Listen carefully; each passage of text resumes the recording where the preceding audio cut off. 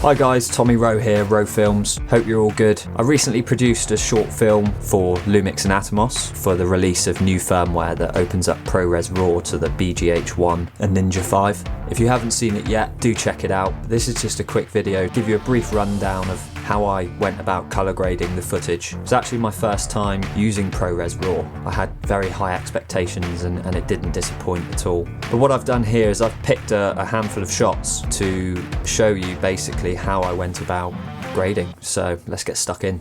So when it came to doing the colour grading for the KERNOW film, there are many ways to go about it. But for this one I decided to approach it as I normally do as someone who predominantly works in Final Cut. I like to make my own LUTs in Photoshop. That's what I decided to do here. The tools that you have in Photoshop, you can really tweak your footage and nail your look. And then when you export it and apply it as a LUT onto your footage, it pretty much gets you 90% of the way there straight away. The tools I tend to use in Photoshop are hue, saturation, color balance, channel mixer, RGB curves. And sometimes I'll make more than one variation for different scenes or lighting conditions as needed really. But I can actually show you in Final Cut. So first things first, we go into the settings here and you can see the amazing thing about ProRes RAW is you have the ability to change your ISO and your white balance. So they can be creative choices in post, which is what we want. I converted the RAW footage to log and then apply the camera LUT. So it made sense to do it this way because I'm so used to working with V-Log footage. I've since seen that Panasonic have actually provided a LUT specifically for RAW. So I'll leave a link to that in the description because that one will probably do a better job at getting your levels where they need to be than the one that's provided here in Final Cut already. The first thing I'm going to do is I'm just going to use the wheels here to bring back some of that contrast, and I also just punch in a little bit more saturation there too.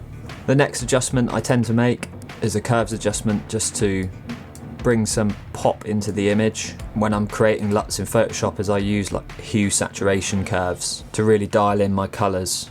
And this is where you can get a sense of how amazing ProRes RAW is and that 12-bit. If you push it to the extremes, you can see the control here that you've got over colours, and it's really quite remarkable how far you can push things. I'm just going to give you a rough rundown of how I like to just tweak my colours.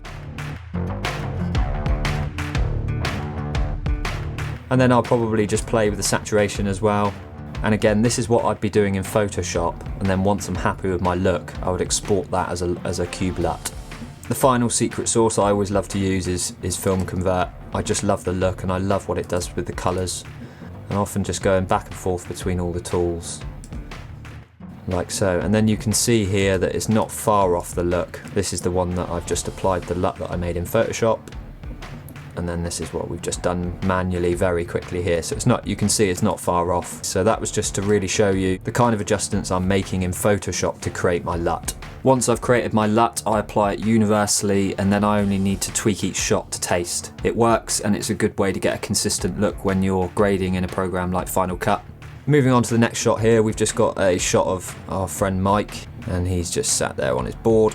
I apply my LUT, I called it RF KERNOW, Rowe Films KERNOW, that was the LUT. So straight away, the LUT that I made in Photoshop, as soon as I apply that, is like you're 90% of the way there already.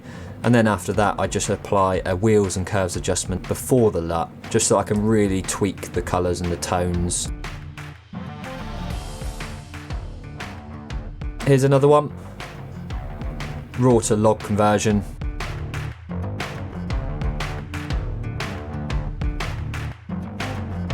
This, in normal footage, could be clipped here where the sun is, but you can just see, just pulling back on your highlights there, all of that detail's still there. It's just so amazing to have that information there. And then I can come in here and tweak my white balance, so I can really warm that up and give it that really golden hour amazing look, or you can cool the footage down and bring back all of the blues like so. So the control you have over this footage is amazing, and then my final adjustment again is just to add the Film Convert. And being able to do all of this natively in Final Cut is fantastic too. I mean, the footage, when you see it, it just plays back so smoothly. And then the final shot, same thing goes. I've done the RAW to log conversion, slap the LUT on, and then as always I apply the wheels and the curves before the LUT so that it's affecting the footage before the LUT is applied to it.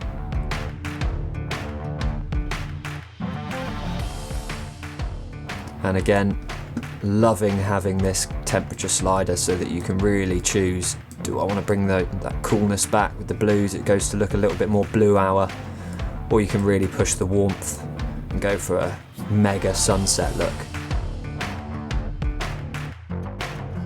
If we just come back, have one last quick look at what we've done here. So this is the shot we did, the manual adjustments. This was just to show you really how I go about making LUTs. I do that in Photoshop, but you know, the tools are there to do it manually in Final Cut if you wanted to. Film convert, just to bring in those lovely film-like colours. But for the KERNOW film, I had the grain down to sort of 20%, something like that, and I find that just adds a little bit of texture to the image. It's an extremely subtle change, but it's that finishing touch, I find, just to tie all of your footage together. So that's really how I went about colour grading the KERNOW footage. I'm looking forward to having a play working directly with the RAW footage instead of doing the RAW to V-Log conversion. It's all about experimentation, and I have lots of that to do now, which is exciting.